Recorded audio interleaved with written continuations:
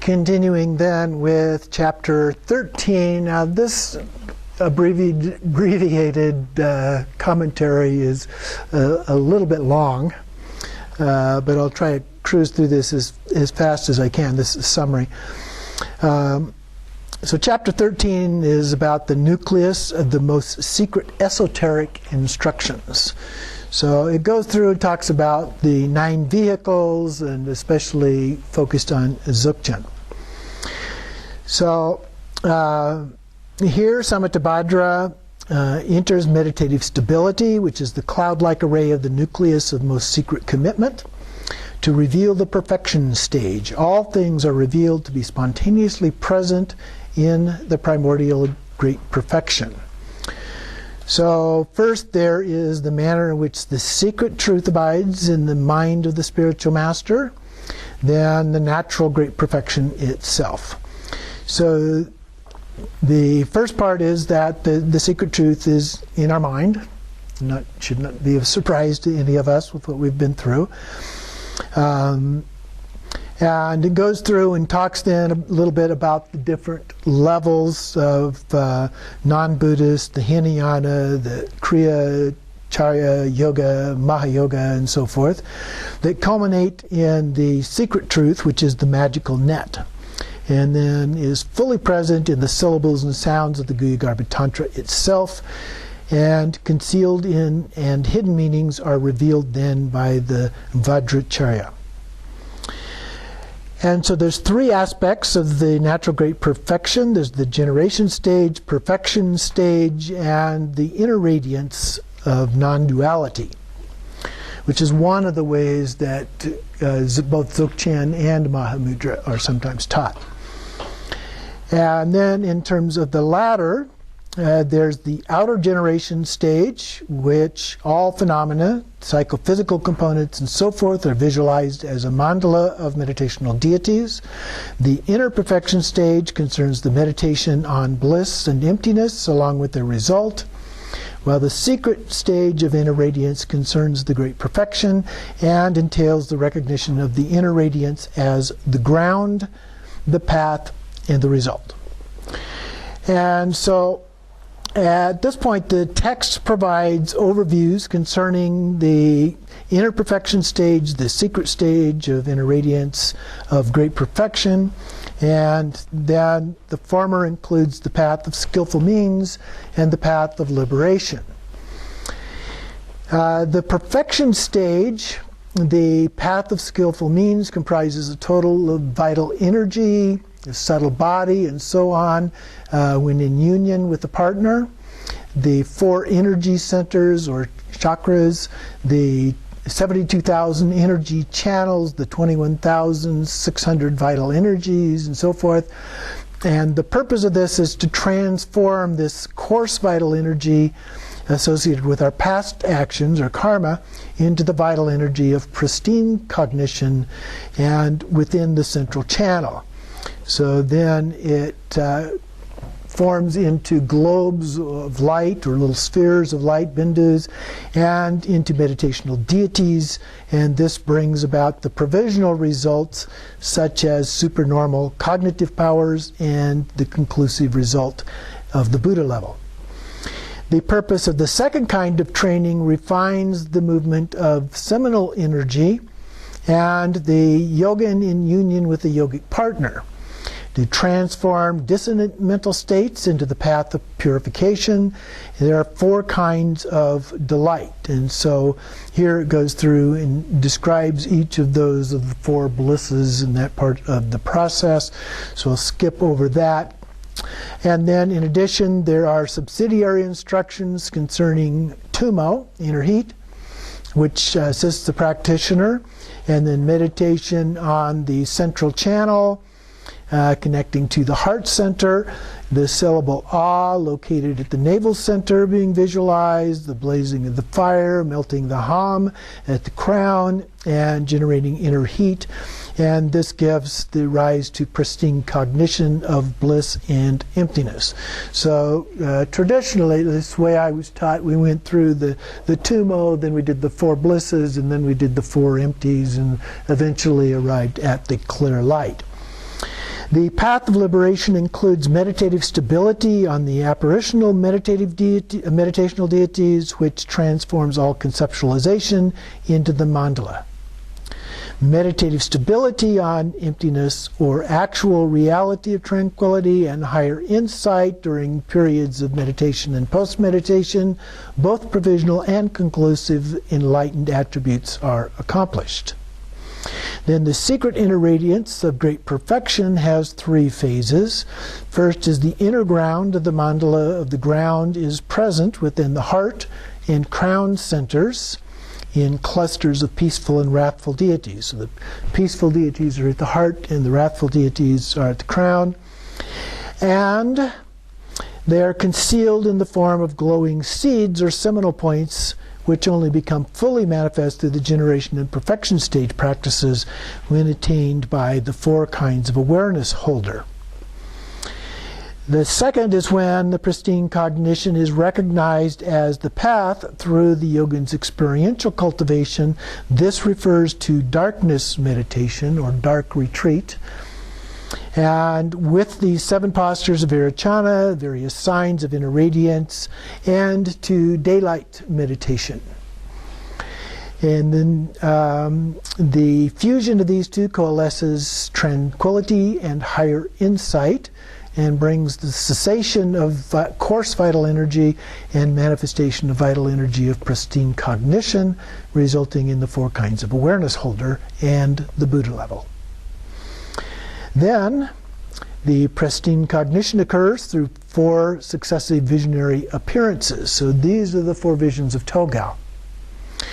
So here we have the first, the mundane body, speech, mind become blissful, radiant, and non-conceptual. Second, all things become apparition-like forms. Third, appearances manifest naturally as mandalas of deities. Fourth, liberation from the snare of the physical body and its appearance is achieved along with the 25 resultant realities of the Buddha level.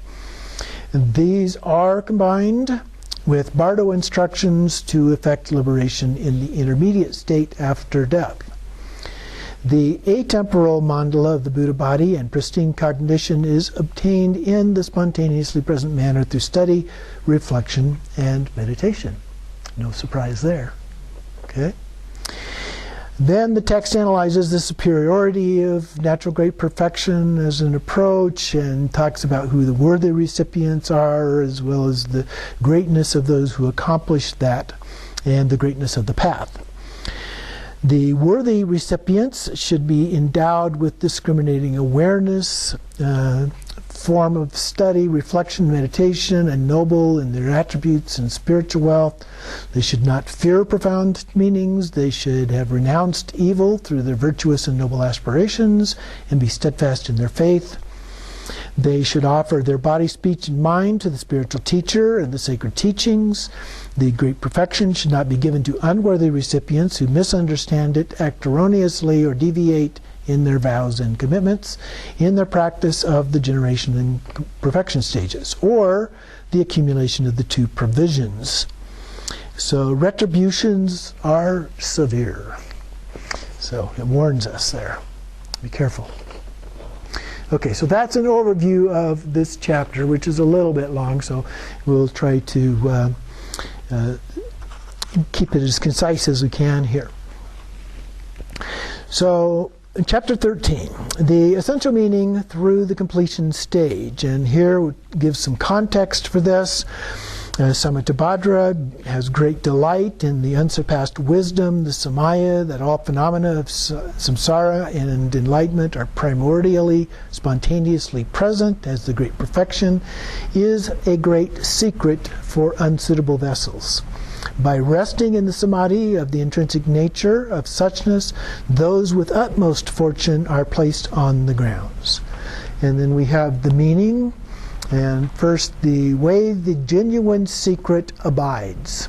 So we're on 520 here. How to recognize the genuine meaning. In general, whether an understanding of the ultimate meaning of the individual vehicles is gained or not depends on the Vajra master's explanations. It's all my fault. In particular, the ultimate meaning of the natural great perfection is that it is obscured and hidden within the words of the tantric scriptures, which abides within the mind of the teacher. Hence, those wishing to receive oral instructions must depend upon pleasing their teachers. Furthermore, the vehicles are inconceivable as well as inexpressible. And they're present throughout the countless Pure Lands of the Buddhas and the realms of sentient beings. They are also indeterminate. So even though they may be clear, they also may not be clear. Both and. In this present excellent Kalpa, the light of the Buddhas is present. So first, the failure to understand the correct meaning refers to ordinary individuals. May take an interest in direction, virtue, they have accomplished the causes for well-being in higher birth. Based on the 10 virtues, they take rebirth in the desire realm the desire realm God or a human being, and will be accomplished the higher formless realms of concentration. On page 521, in the third paragraph, the 4 proponents of permanence. And it lists each of these. These are related to different schools of thought now as we go through this next part of it. He's describing various schools within Buddhism. And so we have 4 schools that focus on permanence. And then we have the view of nihilism. The nihilists believe there is a limit to the beginning and the end of life. At conception, the self suddenly enters the mother's womb. It endures thereafter until death, when the continuity of that self ceases to exist. So they're a very literal approach to life and death. When you're born, it starts, and when you die, it ends, and that's it. There's nothing else. Those with partial understanding, this refers to the path of individual liberation, of the perfectly correct meaning, are the hearers and solitary realizers. They are able to attain freedom from the samsara by realizing both the selfless of person and the partial understanding of the selfless of phenomena. Now, we could debate whether they understand the latter of those or not, because some sources say that they do. So the hearers have the 4 root and 18 categories that stem from them. And then he refers in a couple paragraphs down to the Arhat sect as a division, and then to the solitary realizers on 523 in the 3rd paragraph, those who practice with cognition in a smaller group and alone. And it gives a little bit of detail on that. And then in the next paragraph, those who do not perfectly understand the meaning of the fundamental nature just as it is are followers of the causal vehicle. So this is the path of altruism, or Mahayana, or Bodhisattva, so forth. The causal vehicle of characteristics. They believe that through root causes, sentient beings accumulate the 2 types of merit and wisdom, usually, and that the result of Buddhahood will be attained after countless kalpas. And then he describes 2 schools of the middle way and mind only. So the latter believe all appearances of outer universe are the mind, and that the mind is self-awareness, free from duality, ultimately either true or false as a part of that. Going on to the next page, the middle way school then is subdivided further. In this case, he divides it into 2 sections, but there is a 3rd one as well. So we have the Sotantrika Madhyamaka, which believes that these myriad appearances exist as relative truth, while ultimately this is also non-existent like space. Prasangika Madhyamaka believes that everything always lacks true inherent existence and appears just like the 8 analogies of illusion, free from the limitation of all elaborations. Nothing whatsoever is established as true. Everything is believed to transcend the stain of the 4 extremes. So basically they believe that you can't explain any of it. Okay? They believe it exists, but you can't explain it. Now there is one division among Prasangikas as well, because Je Tsongkhapa talked about, well, you can sort of explain the relative things, but you can't explain the ultimate. And the purists, if you will, the other school of Prasangikas say you can't explain even the relative. Everything is beyond explanation. So we have those. The third school is the Shintong school, or Yogacharya. And the basic difference between them and Prasangika is the argument about whether or not you can say anything at all about the ultimate. The Shintong, which actually came later, but it came to Tibet earlier with Shintarakshita, so it was very early in Tibet, was the Shintong version, said, well, it's okay to explain some things about the ultimate, recognizing that that can create some misconceptions. And so the earlier Prasangika, which came to Tibet later and was therefore thought to be superior, and says, well, no, you can't say anything about it because you might create some misconceptions about it. So the argument is whether or not you can say anything at all about it. Do you create more misconceptions by letting people try to do this completely on their own without any explanation at all, which is the Prasangika approach, or do you take a risk that you may create some misconceptions through the process of saying at least a few things about it, which is the Shintong approach, okay? So otherwise, they're really, really pretty close to each other, and several people like Mipam and others have written about the benefit of both points of view, actually, rather than trying to separate to just one or the other. Continuing on then on page 524, all of these schools have determined the view of the nature of phenomena is empty of the two aspects of self, actually self and other. The path involves discarding the non-virtues and practicing virtue, and the result will be accomplished subsequent to that. Although these vehicles assert that the phenomena are selfless and the nature of evenness is realized, the meaning of the evenness of all phenomena is primordially awakened, has yet to be seen. Karma and passions arising as the intrinsic nature of wisdom, with nothing to accept or reject, is yet to be realized. Their methods are limited, hardships are endured, and the result is believed to occur at some distant time. Then we go to page 525 toward the bottom, the last paragraph there. The practices of Kriya and the Upatantras mainly emphasize cleanliness, hardships, and the taming of negative conduct of the three doors, body, speech, and mind. To accomplish the deity by merely relying upon generating the bodhicitta, to accomplish the deity by merely relying upon hardships and fasting, and to accomplish the deity by merely relying upon blessings and introduction to a consort. So those are the three levels there. The practitioner continues until total purification or liberation occurs. The wisdom intent is similar to that of the Yoga Tantra. Accomplishing the deity through single-pointed samadhi, unless empowerment is received, there is no way to practice the deity. So then the Mahayoga Tantra, which in the Nyingma tradition is the generation stage, basically generation stage practice, clearly reveals the secret of enlightened body, speech, and mind. This is secret because it must not be shown to those who practice the lower vehicles by being attached to and fixating upon material substance. The Father Tantras, and Father Tantras is a term used by the Sarma schools, the new schools, emphasize the generation stage, and the Mother Tantras, the completion stage. So those terms have been used also by the Nyingma, but they apply them in slightly different ways.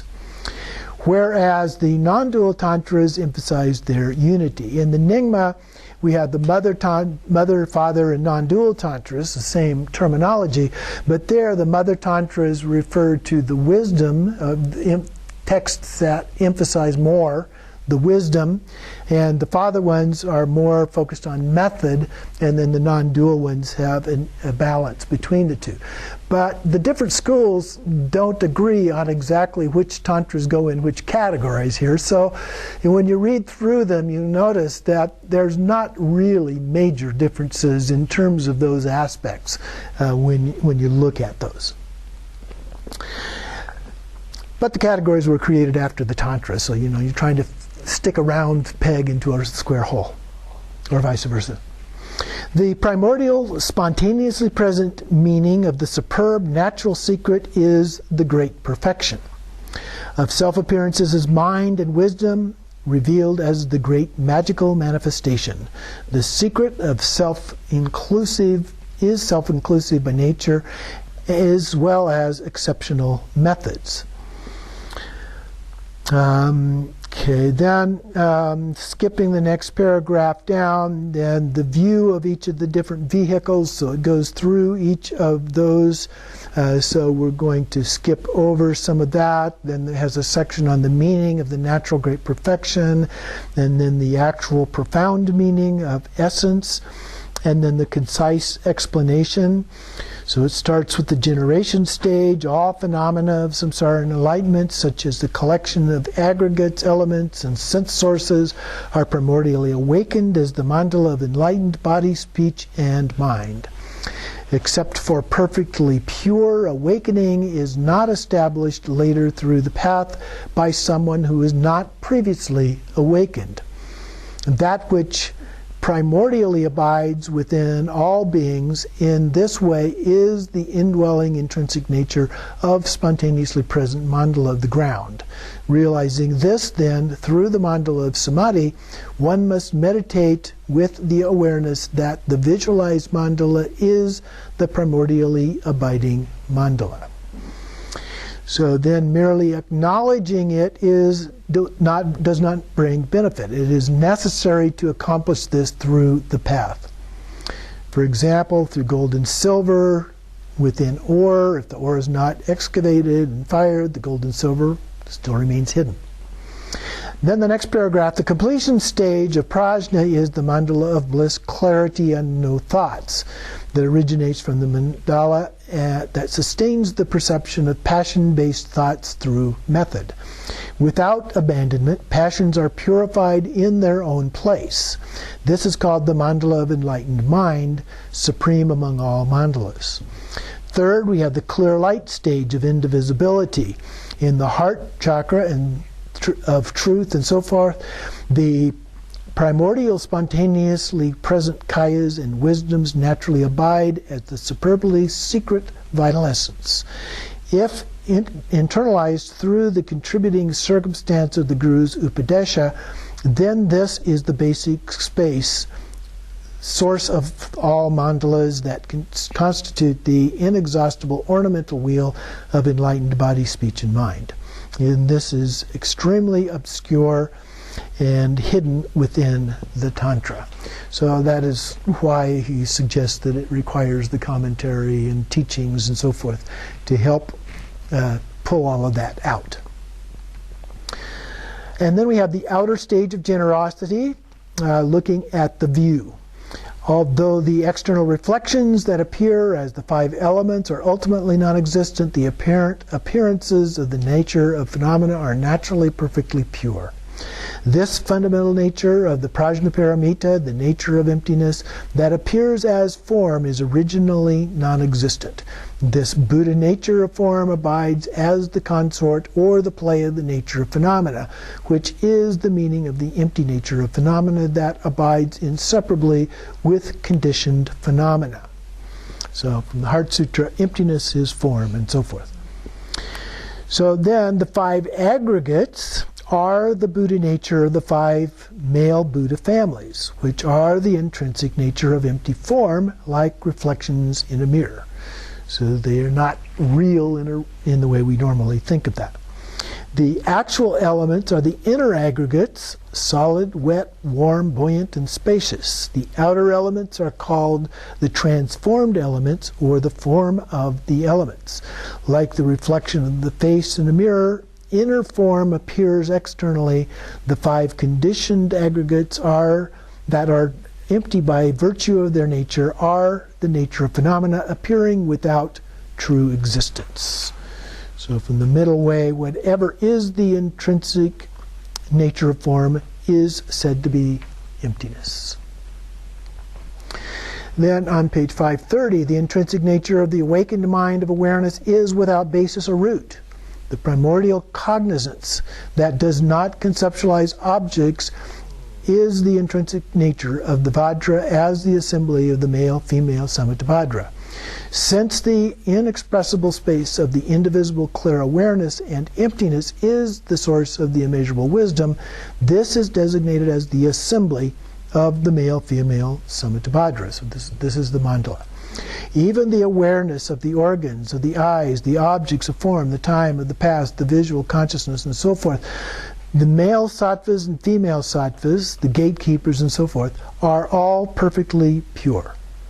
Their intrinsic natures, as well as always appear yet have no true existence. Yet, since the nature of phenomena is always the one taste of emptiness, realizing this excellent nature of phenomena to be the primordially abiding mandala is the view without establishing or excluding anything. And then down below the 2 quotes here, internalizing this through the meditation means knowing that all apparent phenomena have no true inherent existence. So this is the mandala of Samatavajra. Moving on to the next page, 531. The unceasing aspect of the outer objective appearances is mirror-like wisdom. The empty nature is the wisdom of space, or dharmadhatu. And then without an identity is the wisdom of evenness or equanimity. The individual appearances of form, sound, and so forth are the discerning or discriminating wisdom. And liberation from the passions is the all-accomplishing wisdom.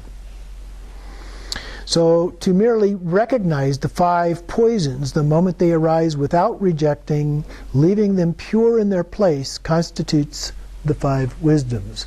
So when we can recognize the 5 poisons, and we can transcend those, it's like the Heart Sutra. When we go beyond those as poisons and we transcend those, then we recognize the wisdom aspect of those, that they are those wisdoms. Resting single-pointedly, the emptiness of that nature is the wisdom of the space of phenomena. The unceasing radiance of awareness is mirror-like wisdom.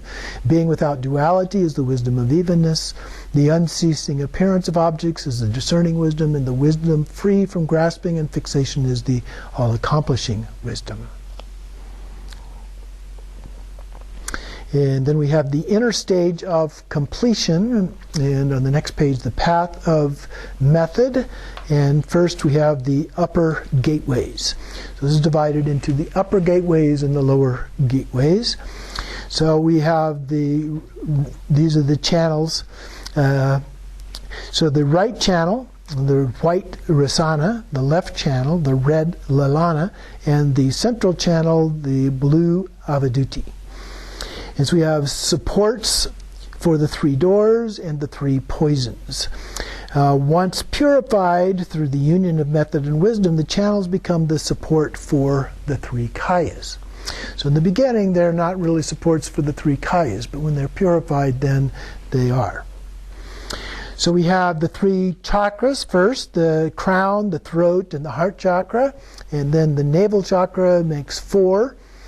And then we also have the divisions of each of those. So there's branches at each level. So at the crown we have 32 branches, at the throat 16, the heart 8, and at the navel 64. And if we further define them, we come to 72,000 of those. Below the quote, about 4 lines down below in that next paragraph, when the karmic winds are restricted, the winds of the passions become the movement of the wisdom wind. And the qualities of the practitioner will manifest. In general, during the span of 24 hours, 21,000 coarse winds circulate. And that's based on an estimate of the number of breaths one takes every day. Okay? Some people breathe faster than others, clearly, but that's an estimate of that number. By binding this wind, that is holding your breath, or the vase breathing practice, the clear non-conceptual wisdom arises. And then the upward moving, downward moving, and evenly distributed winds circulate through the upper, lower, and middle parts of the body. So we've had teachings on then of these different winds and the movements of those different winds and what they're associated with and so forth. And it goes through here and it differentiates between male and female winds, the different colors of the winds and so forth that can arise. And then it talks about 3 stages. The upper end, this is the very, very bottom of the page, the upper ends of both Rasana and Lalana, those are the side channels. Conveniently, right starts Rasana,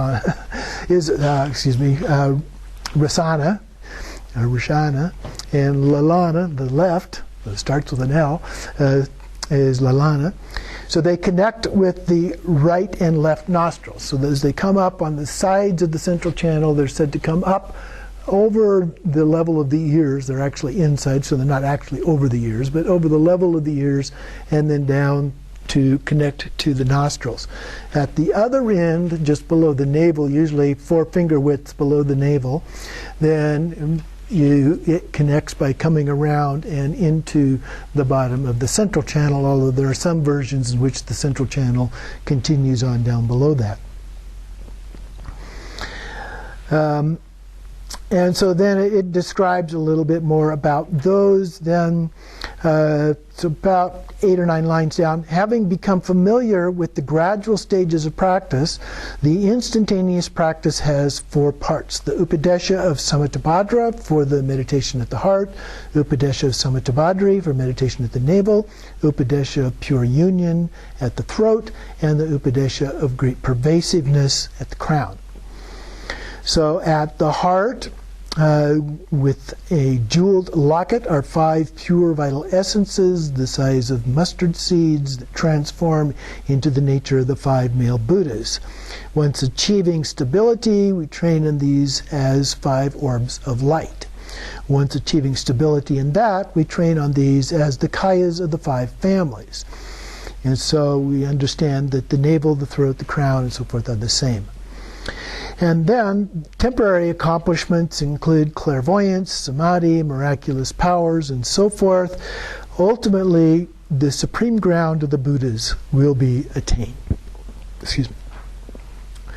So then we have training in the lower gateways. And it says here, from the vital essence of the secret moon, without desire there is no awakening. And then from the extensive magical manifestation matrix, if ordinary passions are understood, this will become the path of awakening. Even the cities of enlightened body, speech, and mind are not other than this. So then through the distinctions, and again here it begins focusing on the 4 joys. It names each of the 4 joys here.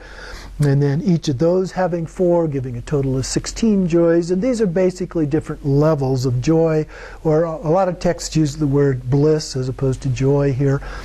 So either of those work fine. And then there are also 3 perspectives that it discusses. First, from the perspective of what is to be abandoned.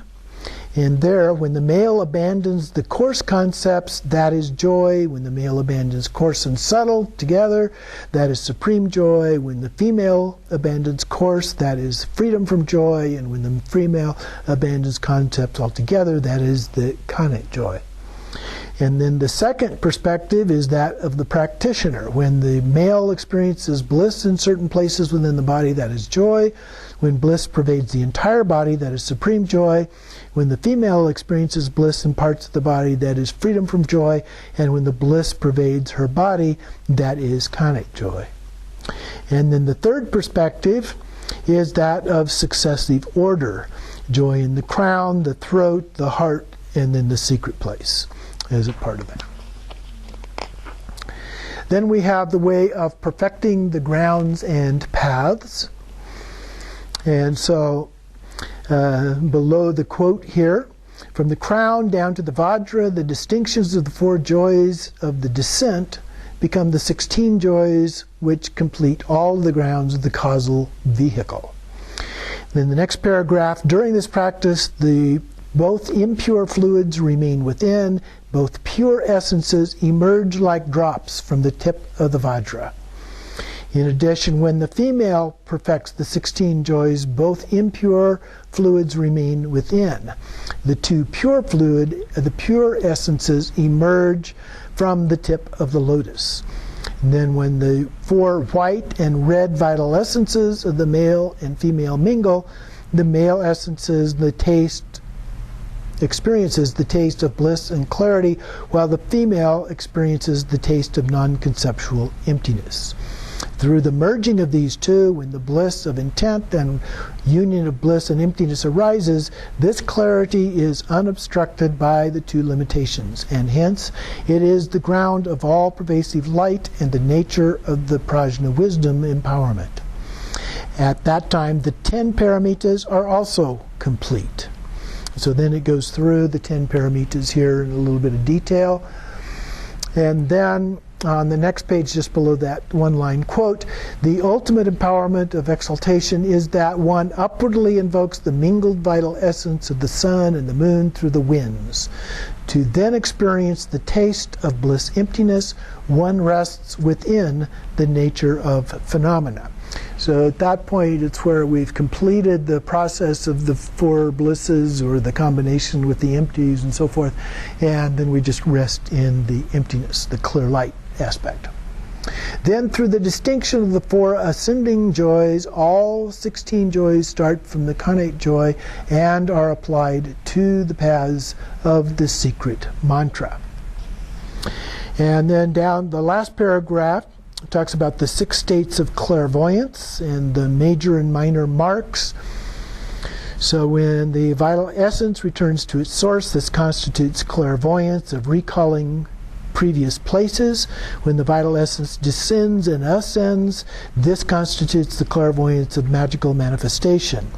So he's giving a symbolic representation of these rather than a more literal interpretation that's usually given. And then bliss and emptiness, free from expression, are the auditory faculties of the deities. Seeing the 3 grounds of the awakened ones is the vision of the deities. Since there is no fixation with bliss, this is the uncontaminated olfaction of the deities, and knowing the way in which both male and female experience the taste of bliss with one another constitutes the clairvoyance of knowing the minds of others. So then we have the 16 joys of male and female as union of sun and moon, so there are the 32 major marks. Each of the 16 joys of moonlight vital essence of the male is endowed with the 5 wisdoms, constituting the 80 excellent signs. The female does not possess them. That indicates the empty nature of phenomena. So there's a couple of paragraphs there giving some detailed explanation of the way of understanding those from a symbolic perspective. Then, below the long quote, this tradition is more sublime than the tradition of the causal vehicle, which asserts the major and minor marks and signs, as well as clairvoyance, are accumulated through the externally oriented virtues such as forbearance and the rest. By knowing this, and with functional wind and mind, the way to internalize that is to take the delight in the karma mudra that invokes bliss. So both male and female are generated as deities, the secret places are blessed with the Vajra and lotus so that the vital essence descends. It is held at the base of the Vajra, pulling the vital essence upward with hung, like coiling yarn, is then evenly distributed throughout the entire body. After all this, one must rest in the evenness of the indivisible, intrinsic, fundamental nature of the great perfection. The result is the common and supreme cities will be swiftly attained. And so then we have a method for meditating upon the fierce wisdom, or tumo.